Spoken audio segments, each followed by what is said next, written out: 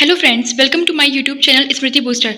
आज हम डिस्कस करेंगे सीटेट का most important topic Lev Vygotsky, जो कि लगभग हर शिफ्ट में पूछा जाता है और इससे काफ़ी मात्रा में क्वेश्चंस देखने को मिलते हैं। तो चलिए स्टार्ट करते हैं। सबसे पहले हम जान लेते हैं कि इनके सिद्धांत का क्या नाम है। तो इनके सिद्धांत का नाम है सामाजिक सांस्कृतिक सिद्धांत, सोशियो कल्चरल थ्योरी। गाइस, कभी कभी इनका अन्य नाम भी पूछ लिया जाता है कि इनके सिद्धांत के अन्य नाम क्या क्या हैं। तो आप लोग जान लीजिए। पहला है सामाजिक सांस्कृतिक विकास का सिद्धांत, दूसरा है सामाजिक संरचना का सिद्धांत, तीसरा है सामाजिक संज्ञानात्मक विकास का सिद्धांत और चौथा है सामाजिक अंतःक्रिया का सिद्धांत। वाइगोत्स्की का मानना है कि बच्चों का जो मानसिक विकास होता है वो सामाजिक सांस्कृतिक अंतःक्रिया के फलस्वरूप होता है।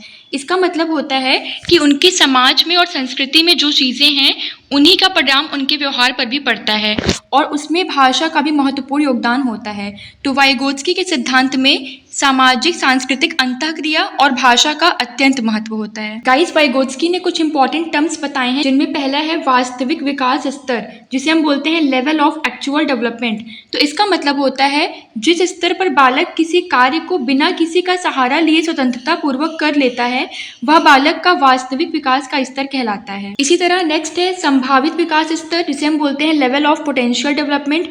इसका मतलब होता है जिस स्तर पर बालक किसी कार्य को स्वतंत्रता पूर्वक नहीं कर पाते हैं किंतु किसी के सहारे की उपस्थिति में कर लेते हैं, वह उनका संभावित विकास का स्तर कहलाता है। और इसी वास्तविक विकास स्तर तथा संभावित विकास स्तर के बीच का जो अंतर होता है उसे ही हम समीपस्थ विकास का क्षेत्र ZPD कहते हैं।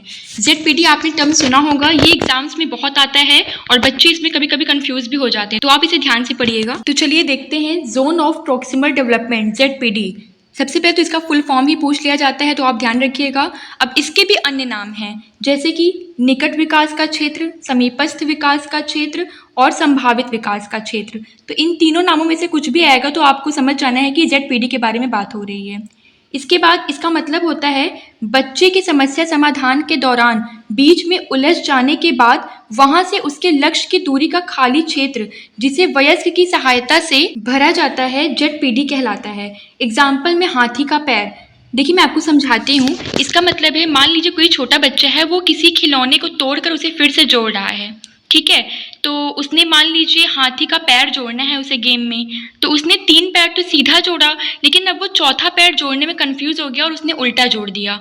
तो इसमें क्या होता है, जब बच्चा बीच में उलझ जाता है तो उसे कोई वयस्क, उससे कोई बड़ा इंसान उसकी जब सहायता करता है तो ये जो इन दोनों के बीच का जो खाली क्षेत्र होता है इसे ही हम ZPD कहते हैं। ओके, तो ध्यान दीजिएगा, ये सहायता ZPD के बीच में दी जाती है समस्या के और इसे हमेशा वयस्क द्वारा दिया जाता है। ओके, आपको ये भी ध्यान रखना है कि ZPD की सहायता है वो समस्या के बीच में दी गई स्थायी सहायता होती है। तो आप ध्यान रखिएगा कि ये स्थायी सहायता होती है। अब हम चलते हैं स्कैफोल्डिंग पर। यह भी ZPD की तरह ही बहुत इंपॉर्टेंट टर्म है जो वाइगोत्स्की के द्वारा दिया गया है। इसके भी कुछ अन्य नाम है, जैसे कि ढांचा निर्माण, मचान, पार्ड या पाइट। तो इन किसी भी नाम से पूछा जा सकता है इसे। इसका सिंपल सा मतलब होता है बच्चे के अधिगम के शुरुआती दौर में दी गई अस्थायी सहायता स्कैफोल्डिंग कहलाती है, क्योंकि अगर शुरुआत ही गलत हो गई तो बाद में सुधार करना असंभव हो जाता है।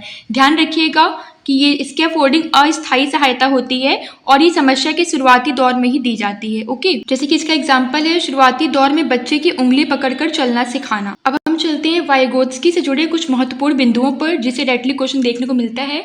तो पहला है, वाइगोत्स्की के अनुसार भाषा विचार से पहले है। इनका मानना है कि भाषा विचार से पहले होती है। इसे हम डिफाइन कर सकते हैं कि भाषा के अभाव में विचार प्रकट करना असंभव होता है। अगर बच्चे के पास भाषा ही विकसित नहीं होगी तो वो अपने थॉट्स को कैसे एक्सप्रेस कर पाएगा। इसका सिंपल सा यही मतलब है। इसीलिए वाइगोत्स्की भाषा को प्राथमिकता देते हैं। जैसे अब हम इसे एक एग्जाम्पल से समझ लेते हैं। जैसे बच्चे के रोने के कई कारण हो सकते हैं।